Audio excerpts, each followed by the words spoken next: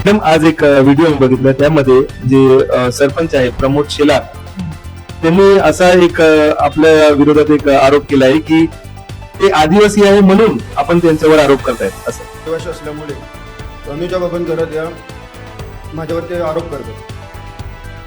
नमस्कार, मी उपसरपंच माकळे तनुजा घरात. बघा, त्याने आरोप केला मी आदिवासी आहे म्हणून, पण चोर तो चोरच असतो. तो कोणत्याही समाजाचा असू दे, त्याला शिक्षाही होणारच आहे, कारण भ्रष्टाचार केलाय तो चोर आहे. तो कोणत्या समाजाचा आहे म्हणून त्याला आपण शिक्षा देत नाही किंवा आरोप करत नाही. आपला पालघर जिल्हा हाच आदिवासी बहुल आहे, त्याचा आम्हाला पण अभिमान आहे आणि आमची ग्रामपंचायत ही तेच आहे याचा आम्हाला अभिमान आहे. म्हणून आम्ही, तुम्ही बघतील ना, आमच्या स्टॉपवर फ्रंटलाच गावाच्या एकदम नाक्यावरती आम्ही भगवान बिरसा मुंडा हे नाव दिलेलं आहे गार्डनला. आमच्या आराध्य दैवत भगवान बिरसा यांचा पुतळा बांधणे ही आम्हाला मोठी शान अशी वाटते की आमच्या गावाच्या नाक्यावरतीच आमच्या आदिवासी बांधवांचं आराध्य दैवत हे व्हावं ही आमची खूप 3 वर्षापासूनची इच्छा आहे. परंतु याला विरोध करतो कोण? सरपंच, जो स्वतः पेसा ग्रामपंचायत मधून निवडून आलेला सरपंच हा स्वतःच्या समाजाचं नेतृत्व करत नाही, हा त्याला विरोध करतो. त्याने तिथे SP कडून मला नोटीस पाठवलेली आहे का हा बेकायदेशीर बिरसा मुंडा गार्डन आहे आणि पुतळा बांधलेला आहे. मग ह्याचं नेतृत्व करणारा हा सरपंच पुढे आला पाहिजे होता. हा उलटा विरोध करतो त्याच्या समाजाचा. अशा सरपंचाला तर पदावर राहण्याचा अधिकार मिळतच नाही, कारण भगवान बिरसा मुंडा ह्यांनीच हे अधिकार यांना प्राप्त करून दिलेले आहेत. का तर त्यांचं अस्तित्व राखण्यासाठी आणि ह्यांचं नेतृत्व करण्याच्या पलीकडे आपल्या आराध्य दैवताचं स्थान आम्ही मिळवून देत असू. आणि हा आदिवासी समाजाचा सरपंच ह्याने तिथे विरोध करावा आणि आज ह्याला फक्त मी आदिवासी आहे म्हणून माझ्यावर शिक्षा होते. मी कुण्या आदिवासीवर भ्रष्टाचाराचा आरोप होत नाही. हा एका चोरावर, ज्याने आमची ग्रामपंचायत लुटले त्याच्या विरोधात आमचा हा बंड आहे. आणि मी कुठच्याही असं मानत नाही का आदिवासी आहे म्हणून त्याच्यावर आम्ही आरोप करू, कोणावरच नाही. मी दिलीप तारेवर सुद्धा भ्रष्टाचाराचे आरोप केलेले आहेत. मग तो काय आदिवासी आहे का? तर त्याने पण आमचं गाव लुटलेलं आहे आणि त्याच्या विरुद्ध पण माझा मोठा लढा आहे. आणि ह्याच दिलीप तारेची केस मागे घेण्यासाठी या सरपंचाला त्याने हाताखाली घेऊन ही केस मागे घेण्यासाठी माझ्यावर अनेक आरोप केलेले आहेत. तर त्यांचं निलंबनाची केस चालू आहे. तनुजा बबनकर त्यांच्या पदावरून दूर करण्याची शिफारस झाल्यामुळे त्या माझ्या बरोबर मांडवलीसाठी बोलतात की तुम्ही केस मागे घ्या, मी तुझे सर्व भ्रष्टाचाराचे मागे घेतो. आता हे सरपंच साहेब बोलतात की मी मांडवली करायला. मी मांडवली का करू? मी कोणता गुन्हा केलाय का? मी भ्रष्टाचार केलाय का? मी कामं केलेत ना. मी बिरसा मुंडा आणि छत्रपती शिवाजी महाराज आणि गावाचा विकास केलाय. यासाठी जर माझं पद जात असेल, अनेक पदं माझ्या हातातून निघाली तरी चालतील, पण मी विकास हा करणारच. मला विकास थांबवण्यासाठी त्याने माझ्यावर आरोप केलेले आहेत आणि मी कोणत्या भ्रष्टाचाराच्या खाली नाही मिळत. मी विकास केलाय ह्याच्यावर त्यांनी विरुद्ध माझ्याकडे तक्रार केली. ती म्हणजे कोणती? हे बिरसा मुंडा गार्डन असो, छत्रपती शिवाजी महाराजांचा पुतळा बांधला ह्याच्यासाठी असू दे, मी रस्ते बांधले याच्यासाठी असू दे, किंवा मी स्टेज बांधायला स्वतःचा ठराव आहे, गार्डन साठी स्वतःचा ठराव आहे, बिरसा मुंडांसाठी पण स्वतःचा ठराव आहे, छत्रपती शिवाजी महाराज बांधण्यासाठी पण स्वतःचा ठराव आहे. तिथे तो नोटीसी लावतो का हे बेकायदेशीर आहे. हा सरपंच खरंच सक्षम आहे का? मला, तुम्हाला पण आणि सर्व लोकांना प्रश्न विचारायचा. हा जो ठराव कायदेशीर ग्रामसभेत झालेले ठराव हा बेकायदेशीर मानतो, हा कोणता सरपंचाचा आहे? ज्या ठरावावरती साईन कोणाची आहे? सरपंचाची. म्हणजे इथे ठराव घेतो, लोकांसमोर सांगतो की बेकायदेशीर आहे आणि माझं पदाच्या गोष्टी करतील. तर मी कामासाठी जात असेल ना, माझ्या विकासासाठी जात असेल ना, तर बिनधास्त माझं पद जाऊ दे आणि त्याचा विचार प्रशासन नक्कीच करेल. आणि मी कधी मांडवली करायचा विषयच ना. मी तर त्याला खुलं आव्हान देते सरपंचाला, का ही केस आहे ही तू कायम लढत राहा. तुझ्यावर कोणी दबाव टाकलं तरी केस माझी मागे घेऊ नको. आणि तू भ्रष्टाचारी आहेस ना, तर तुला शिक्षा होणारच. माझ्या जीवात जीव असेपर्यंत हा संघर्ष मला एकटीला का होईना, पण तुला मी माझा गाव विकू देणार नाही, माझ्या गावाचं नुकसान होऊ देणार नाही. आणि माझा लढा हा पहिल्यापासून आहे. मागील उपसरपंचावर मी मोठी भ्रष्टाचाराची फाईल हे केले, त्याला खूप म्हणजे कारवाया वसुली पण होते, परंतु अद्यापही त्या भ्रष्टाचाराचा न्याय मला भेटलेला नाहीये आणि प्रशासन त्याच्यासाठी खूप दिरंगाई लावतो. माझी विनंती पण राहील तर हे भ्रष्टाचारी जे असतात यांच्या फायली वरपर्यंत जातच नाही आणि जे प्रामाणिकपणे काम करतात यांच्या फायली मात्र वरती जातात. मग हे काम करायचं कसं? आणि आपले मोदी साहेब तर नेहमीच सांगतात का भ्रष्टाचाराविरुद्ध लढा. भ्रष्टाचार आम्ही राजकारणी नाही आहोत, आम्ही सामान्य याच्यातून निवडून आलेले आहेत. आम्हाला वाटलं का भ्रष्टाचार म्हणजे कोणाला भ्रष्टाचाराविरुद्ध लढलो तर आम्हाला लगेच त्याचा न्याय भेटेल, पण असं होत नाही. इथे विकासात जो विकास करतो त्याला यांच्या पहिल्या पोहोचवले जातात. जसं की आम्ही गावाचा विकास केला, याच्यात माझ्या अकाउंटला एकही रुपया आला असेल तर तो सिद्ध करावा. आणि मी चॅलेंज देते, मी सगळ्यांना चॅलेंज देते, प्रशासनाला पण, तर ह्याच्या अकाउंट मध्ये पैसा आला कुठून? ग्रामसेवक तुला पैसे का देतो अकाउंट मध्ये? का देतो? कारण हा कोणताही आपण ठराव करून एस्टिमेट आणू किंवा काही आणू, याला जेव्हा चेक काढायचा अधिकार याला आहे. हा चेक पैसे दिल्याशिवाय काढतच नाही. मग ग्रामसेवक काय करतो? ह्याच्या अकाउंटला पैसे टाकतो, तेव्हा हा साईन करतो आणि मग ही कामं होतात. म्हणजे हा सरपंच विकास नाही करत, हा फक्त पैसा भेटेल तिथे याची साईन चालवतो या गोष्टीसाठी. आणि तो मला सांगतो का मांडवली अरे जा बिंदास, मांडवली ते कधी करायची नाही. मी तर तुला पण एक तुझा जो आहे अधिकार तो तू अधिकाराने लढ. आणि तू भ्रष्टाचार एक चोर आहे हे मी सिद्ध पण, आणि जसं तू ग्रामसभेत मान्य पण केले, हे मी सिद्ध पण करून दाखवेल. आणि माझ्याकडे तशी व्हिडिओ पण आहे.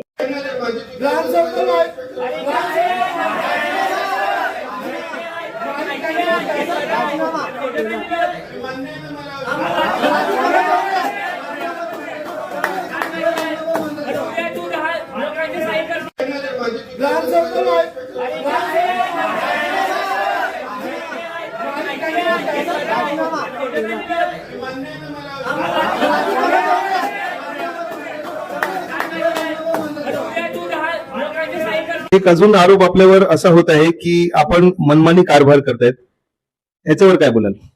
तनुजा बबनकर उपसरपंच हे प्रत्येक कामात मनमानी कारभार चालवतात ग्रामपंचायतमध्ये. कोणत्या सदस्याला विश्वासात न घेता, सरपंचाला विश्वासात न घेता हे आपल्या मनमानी प्रकारे कामकाज चालवते सर्व. मी मनमानी कारभार कोणता केला? मला हेच काही कळत नाही. मी मनमानी कारभार कोणता केला? मी गटारं बांधली, मी रस्ते बनवले, मी गार्डन बांधला, मी महाराज बांधले, महाराजांचं मंदिर बांधलं. आणि माझं पुढचं एक काम बाकी आहे, मला बिरसा मुंडांचा पुतळा बांधायचा आहे. पण हा सरपंच वारंवार एसपी कडे वगैरे लेटर करतो का बिरसा मुंडाचं बांधू शकत नाही. एवढंच माझं एकच माझा अजेंडा बाकी आहे. आणि माझी इच्छा पण बाकी आहे की मी भगवान बिरसा मुंडांचा पुतळा जर बांधू शकले नाही, हे माझ्यासाठी खूप म्हणजे मला वाईट वाटतं त्याच्यासाठी. पण ह्याला कारणीभूत कोण आहे? तर हे भ्रष्टाचारी सरपंच आहे हा कारणीभूत. याने जर याच्या समाजाचं नेतृत्व केलं असतं तर आज भगवान बिरसा मुंडाचा पुतळा आमच्या गावाच्या नाक्यावरती झाला असता. आता हा मला सांगतो मनमानी कारभार. अरे जी एनओसी ग्रामसभेमध्ये नाकारलेली आहे 150 ते 200 एकरची, हे एनओसी बिल्डरांकडे घेऊन कोण गेला? हे बिल्डर ग्रामपंचायत मध्ये आले होते का? आले का? नाही ना आले. मग ही कशी काय? हे ह्याचेच कोणीतरी रिलेशन वाले असतील ना. आणि तो सांगतो की इथे ह्यांनीच लिहिलंय काय टाकायचं मटेरियल वगैरे आमच्या ह्यांनी वगैरे टाकायचं गावाच्या मुलांनी. हा ना, मी असं नाही बोलले का ह्या एनओसी बद्दल टाकायचं. मी प्रत्येक गावातली एनओसी जाईल तर माझ्या गावातली पोरांनीच काम केलं पाहिजे, हा माझं नेहमीच त्याच्यासाठी अट आहे. आणि तसं व्हिडिओ पण मी ग्रामसभेत टाकलेले. आणि ही एनओसी ग्रामसभेत नाकारलेली आहे, तशी माझी व्हिडिओ पण आहे. आणि ती व्हिडिओ मी खरोखर सांगते, ही व्हिडिओ मी तुला आवाज देते, ही व्हिडिओ बघावी या ग्रामसभेत ही एनओसी नाकारलेली आहे की नाही. आणि ह्याने मला काय सांगतो सूचक म्हणून तनुजा बबनकर. अरे हा माझा अधिकार आहे का? जी ग्रामसभेत एनओसी पास करतात तुम्ही, त्याचा अधिकार हा ग्रामस्थांना असतो. आणि तिथे सूचक किंवा अनुमोदक हे कोणी सदस्य मानले जात नाही, तिथे एक ग्रामस्थच सूचक असतो. कारण ग्रामसभा ही कोणा सदस्य किंवा उपसरपंचाची नसते. ग्रामसभा ही ग्रामस्थांनी केलेली ग्रामसभा असते. तिथे गावाचे अधिकार असतात ग्रामस्थांचे. त्यांनी जर होकार दिला तरच तिथे ठराव पास झाले पाहिजे. हा साधा सुद्धा नियम याला माहिती नाही. आणि तुम्ही माझं नाव टाकून देऊन लोकांना दिशाभूल करतात. अरे पण ही एनओसी घेऊन कोण गेले? या कोणत्या बिल्डरांना मी ओळखते? हे मी तुला खुलं आव्हान देते ना. मला या बिल्डरांविषयी मला काही बोलायचं नाही. फक्त ही एनओसी नेऊन कोणी दिली आणि ह्याचे खिसे कोणाला भरले, माझा एवढाच प्रश्न आहे.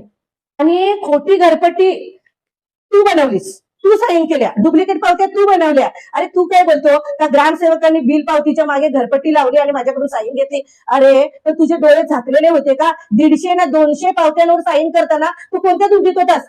आणि तू डुप्लिकेट पावत्या जर का ही वसुली आमच्या कर्मचाऱ्यांकडे व्हायला पाहिजे होती ना, वसुली कर्मचारी वेगळे आहेत ना, मग तू का वसुली केली? तुला कोणी अधिकार दिला का? तर तू ही वसुली स्वतः केलंय आणि तिथे कॅशबुकचं दाखवतो का? मग कॅशबुकवर तफावत कशी का आली एवढी? आणि मी प्रशासनाला पण आता 2-4 दिवसात जेव्हा ऑडिट लागेल तेव्हा मी प्रशासनाला पण सांगते की याची सखोल चौकशी झाली पाहिजे. आणि याचे पुरावे तर माझ्याकडे सगळेच आहे. तर इथे भरणा पण नाही झालेला मिळत आणि तो भरणा कशा वृत्तीत केलेला आहे, कशा स्वरूपात केला, हे माझ्याकडे सगळे प्रूफ आहे. पण प्रशासनाने सखोल चौकशी केली पाहिजे आणि ह्याचा न्याय तर मला भेटलाच पाहिजे. हे खोटं सांगून मनमानी कारभार, खोट्या सह्यांची मनमानी कारभार मी कधी केलेले नाही मिळत. मी काम केलेलं आहे आणि तो पण ठरावानुसार केलंय. अरे सरपंच, तुला काम करायला इथे आणलेलं आहे पदावर ह्या.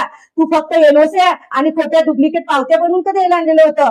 विकास करायचा आहे आपल्याला. मी कामासाठी जाईल, मी छत्रपती महाराज म्हणून जाईल, बनवले म्हणून जाईल, मी बिरसा मुंडा गार्डन बनवले म्हणून जाईल, पण मी भ्रष्टाचारात जाणार नाही, हे मी तुला खुलं आव्हान देते. सरपंचाने मनमानी कारभार करून लेटरहेड बनावट लेटरहेड छापलेले आहेत. लेटरहेड छापून त्या मॅडमने घरपट्टी वसुली करणे अशा प्रकारे बनावट लेटरहेड छापलेले आहेत. घरपट्टी वसुली करणे तसेच बिल्डरांकडून मटेरियलची खंडणी मागणे, मटेरियल मागणे अशा प्रकारे तिने बनावट लेटरहेड छापले. आता हे सरपंच साहेब यांना म्हणजे काही कळतं का नाही ते मला कळत नाही. म्हणजे यांचा अभ्यास आहे की नाही ते मला कळत नाही. मी कोणताही ग्रामपंचायतचा लेटरहेड वापरलेला नाही. मी माझा वैयक्तिक लेटरहेड वापरलेला आहे. ग्रामपंचायतचा लेटरहेड हा वेगळा आहे आणि माझा पर्सनल लेटरहेड हा वेगळा आहे. तिथे फक्त मी नमूद केलं मी ग्रामपंचायत माकण्याची उपसरपंच आहे, तर मी आहेच ना माकणे ग्रामपंचायतची उपसरपंच. पण मी ग्रामपंचायत लेटरहेड नाही वापरला, हा माझा पर्सनल आहे. आणि तसा खुलासा मी सीओ साहेबांकडे पण केलाय. तसं माझे सगळे पुरावे सबब मी जोडलेले आहेत. त्यांनी त्याचं खरोखरच मी सांगते ना त्याची शहानिशा करावी आणि ते दोन्ही लेटरहेड तपासावे. हे खोटे फक्त ग्रामपंचायत दिसते म्हणून, पण मी माकणे ग्रामपंचायतची उपसरपंच आहे, तर मी काय लिहू? मी काय पालघर जिल्ह्याची उपसरपंच आहे का? मी माकण्याचीच आहे ना. मग माकणे हा माझा वैयक्तिक आहे, एवढंच लिहिलंय. पण मी ग्रामपंचायत लेटरहेड वापरले नाही. तसं मी खुलासा पण केलेला आहे, त्याची सखोल तपासणी व्हावी ही पण माझी म्हणजे मागणी राहील. आणि रेवती बिल्डर आता हे सांगतात की घरपट्ट्या वसुली करायला मॅडम स्वतः गेले, खंडणी वसूल करायला. मी कोणत्या लेटर केलंय? या रेवती बिल्डरांना नाही केलेला मिळत, मी तिथूनच्या ग्रामस्थांना केलंय. का तर 2-3 वर्ष घरपट्ट्या त्यांच्या लागलेल्या होत्या, पण त्यांनी घरपट्ट्या भरलेल्या नव्हत्या आणि आमची ग्रामपंचायत ज्या वेळेस आली ना ती पूर्ण खाली केलेली. मागील उपसरपंचाने आम्ही यायच्या अगोदर पूर्ण 0 ग्रामपंचायत केलेली होती. मग आमच्या ग्रामपंचायतचं शासन कर जी घरपट्टी आपण भरतो हाच आहे ना त्याच्यासाठी माध्यम. मग मी काय केलं, मी त्या सगळ्या ग्रामस्थांना गेली आणि विनंती अर्ज दिला. हे बघा, हे विनंती अर्ज इथे काय लिहिलंय? माझे कर्मचारी सुट्टीच्या दिवशी येतील आणि त्यांना घरपट्टी भरण्याचे सहकार्य करावे. मग मी गेलेली का तिथे वसुली करायला? आणि ही घरपट्टी वसुली करायचा माझा अधिकार आहे का? मी विनंती अर्ज केलं तर माझे तिथूनचे सदस्य जे त्या वार्ड मधले आहेत त्यांना सहकार्य करा आणि माझे कर्मचारी येतील त्यांच्याकडे घरपट्टी तुम्ही द्या. मी स्वतः गेले का तिकडे वसुली करायला? हा माझा अधिकार नाही, ते मला पूर्ण माहिती आहे. आणि मी ती घरपट्टी वसुली केले तर ती पण बघा फक्त माझ्या विनंती अर्जावरून त्यांनी सर्व घरपट्ट्या भरल्या आणि त्याचा फायदा ग्रामपंचायतीलाच झालेला आहे. हा माझा वैयक्तिक फायदा नव्हता. माझा जो मी लोकप्रतिनिधी आहे म्हणून मला माझ्या गावाचा विकास करायचा आहे, ही विनंती अर्ज मी त्यांच्याकडे याच्यात मी कोणती मनमानी कारभार केलाय? याच्यात माझ्या ग्रामपंचायतचाच फायदा केलाय ना. माझा स्वतःचा वैयक्तिक फायदा झाला असेल तर त्यांनी निदर्शनास आणून द्यावं. एक अजून प्रश्न आपल्यावर असं आहे की ग्रामसेवक विठ्ठल झुंजार यांचं नाव ह्यामध्ये आलेलं आहे. ते म्हणतात की त्यांच्या बोलण्यावर सही केलेली, ते काही कागदपत्र त्यांना दिलेले आणि त्यामध्ये घरपट्ट्या होत्या आणि सही करता करता त्यांच्यावर पण सही झाली, असं सरपंचांचं बोलणं आहे. आता हा डायरेक्टली आता ग्रामसेवकावर ढकलतो, बरोबर आहे. तर त्यांनी मला साईन करायला वेळ.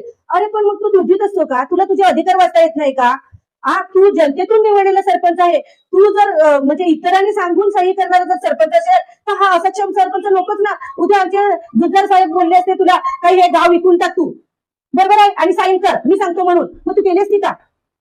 नाही ना केली असती. आणि 1-2 बिलांवर तू सही करू शकतो, तू 150-200 पावत्यांवर कशी काय साईन करतो? मग तू कुठच्या दुधीत होता?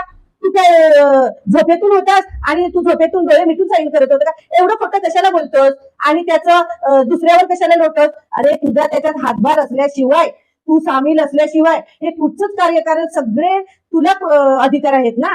तू अधिकाराचा गैरवापर केला हे बोल ना. आणि मग सांगतो मी चुकून केली साईन. अरे चुकून सह्या कुठच्याही होत नाही. आणि ती एखादी साईन असती तर वेगळी गोष्ट आहे.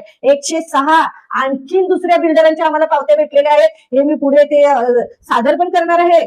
आणि तू एवढं पण खोटं बोलू नको की मी चुकून सही केली. अरे खोटारड्या, पैसा खिशात टाकलाय, तुला वसुली करण्याचा अधिकार आहे का? आणि तो वसुली करणारे आमचे कर्मचारी होते ना, तू कशाला वसुली करायला गेलास? आणि पैसे मी जमा केलेत तर तू जमा करणारे कोणाचे पैसे? तिथे आमचे वसुली कामगार आहेत, कर्मचारी आहेत वसुली. हा अधिकार तुझा नाही मिळत. आणि आमचे सचिव करतील तर तूच बोलतो तर मी वसूल केलेत पैसे. तुला अधिकार कोणी दिला? आणि डुप्लिकेट पावत्यांची वसुली केली तू. जर आमच्या कर्मचाऱ्यांनी त्यांच्याकडे जर आले असते ते बिल्डर किंवा लोक, तर ती छापील पावती आली असती ना. तू तर डायरेक्टली डुप्लिकेट पावती दिले आणि वर मान्य पण करतो आणि ग्रामसभेत सांगतो का माझ्या हातून चुकी झाली. अरे काय खोटं बोलतोस, किती खोटं बोलायचं. आणि तू सांगतो का ही कॅशबुक मध्ये जमा आहे. मग कॅशबुक मध्ये एवढी मोठी तफावत कशी काय आली?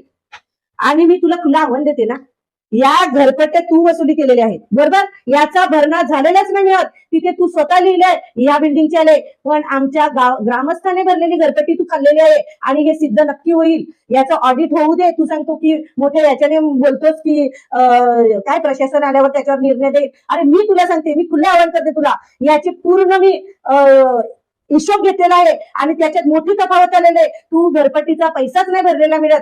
आणि तुला वाटतं की जे मागच्या भ्रष्टाचारांच्या फायली आता पुढे नाही आल्या म्हणून माझी पण लवकर होणार नाही. हे होणार नाही, याच्यासाठी मोठं आंदोलन राहील. हे बघ, ही चोरी केली ना, तू चोर आहेस. हे मी खुलं आव्हान तुला देते.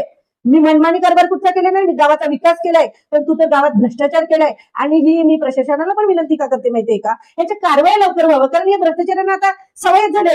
ही फाईल 4 वर्षांनी येईल, 5 वर्षांनी येईल, तोपर्यंत यांचे हात सुटत चाललेत आणि ह्याचा गावाला मोठा फटका बसतो. हे माझं पुढचं हे आंदोलनात रूपांतर होईल. कारण ह्या भ्रष्टाचाराला शिक्षा ही झालीच पाहिजे. कारण हा चोर आहे, याने भ्रष्टाचार केलाय. आणि SP साहेबांना पण विनंती करते. आणि ह्याच्यासाठी मला आंदोलन करायला लागलं ना तरी चालेल. आता माझ्या गावातली लोक पण मला बोलायला लागले, ताई या सरपंचाला आपल्याला भ्रष्टाचार विरुद्ध गजाआड केलंच पाहिजे, नाहीतर हे सुटत चाललेत आणि सगळे भ्रष्टाचारी हे भ्रष्टाचार करतच राहिले. कारण यांना शिक्षा काही भेटतच नाही आणि ह्याची दखल प्रशासनाने घ्यावी. नमस्कार, जय हिंद, जय महाराष्ट्र.